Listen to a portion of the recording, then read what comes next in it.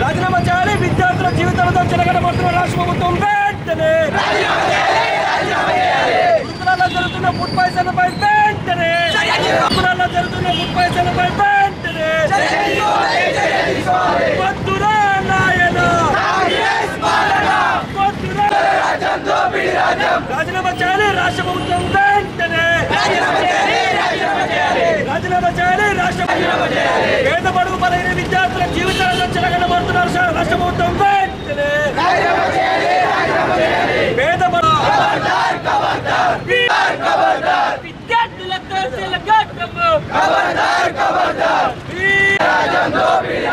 ఇదేమి రాజ్యం ఇదేమి రాజ్యం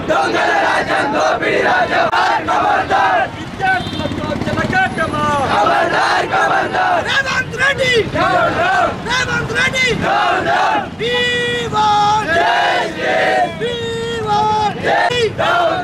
రేవంత్ రెడ్డి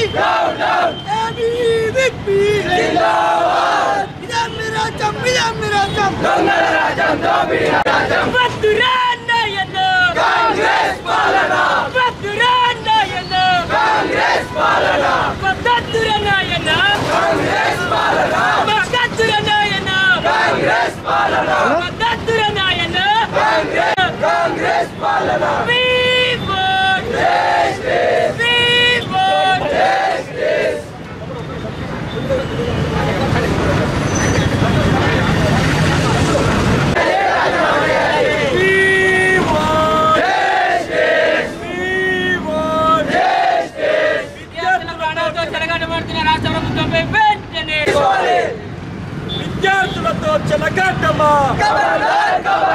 విద్యార్థులతో చెలగాటమా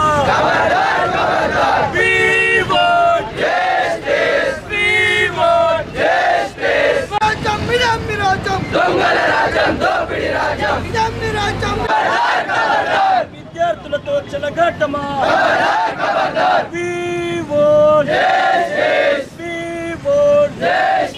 వద్దురా నాయన వద్దురా నాయన అఖిల భారతీయ విద్యార్థి పరిషత్ జగిత్యాల శాఖ ఆధ్వర్యంలో ఈరోజు నిరసన కార్యక్రమం నిర్వహించడం జరిగింది. ఏదైతే ఈ కాంగ్రెస్ ప్రభుత్వం ఏర్పడి ఇన్ని రోజులతో కూడా ఇన్ని రోజుల్లో 50కి పైగా ఫుడ్ పాయిజన్తో గురుకుల విద్యార్థులు చనిపోవడం జరుగుతుంది. దీనికి ముఖ్యంగా ఈ ప్రభుత్వమే కారణం.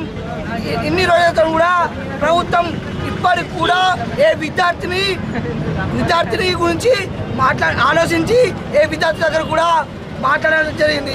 దీనికి పరిష్కారం దృష్టి ఏ రాజకీయ మన కాంగ్రెస్ ప్రభుత్వం ఏ నాయకుడు కూడా ఈ సీఎం కూడా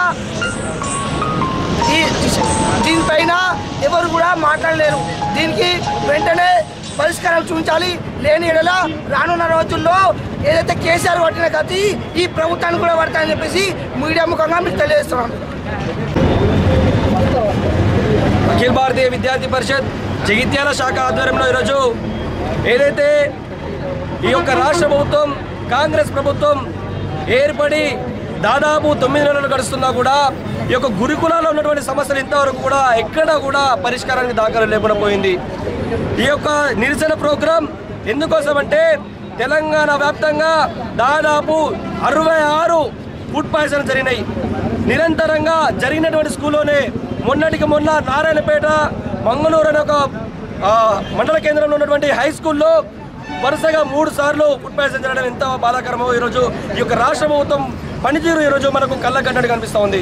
ఇక్కడ మన దగ్గర ఉన్నటువంటి పెద్దాపూర్లో విద్యార్థులు పిట్టల్లా రాలిపోతూ ఉంటే ఇక్కడ నామమాత్రంగా ఉప ముఖ్యమంత్రి వచ్చి స్పందించి గురుకులాలకు మళ్ళీ ఒక వసతులను మెరుగుపరిచి విద్యార్థులకు ఈ యొక్క చావులకు దగ్గరగా వెళ్లకుండా మేము చేస్తామని చెప్పేసి హామీ ఇచ్చిర్రు.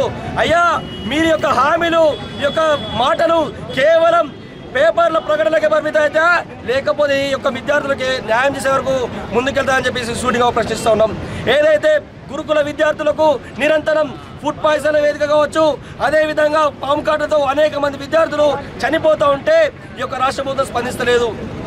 తెలంగాణ రాష్ట్ర వ్యాప్తంగా గురుకులాలలో ఈరోజు కాంట్రాక్ట్ ఇచ్చేటువంటి ఒక ప్రభుత్వము నాణ్యమైనటువంటి ఫుడ్ అందిస్తున్నటువంటి కాంట్రాక్టర్లకు ఈరోజు కాంట్రాక్ట్ ఇవ్వడం లేదు. కేవలం ఎవరైతే బడ్జెట్ తక్కువ చూపించి విద్యార్థులకు నాసి రకమైనటువంటి భోజనం అందిస్తారో వాళ్ళకే ఈరోజు అధికారులు కొమ్ము కాసి ఈరోజు వాళ్ళకి కాంట్రాక్ట్ ఇవ్వడం జరుగుతుంది. ఎవరైతే నాణ్యమైనటువంటి భోజనం అందిస్తారో వాళ్ళకి ఒక రాష్ట్ర ప్రభుత్వం వెంటనే వాళ్ళకి కాంట్రాక్ట్ అందించాలి.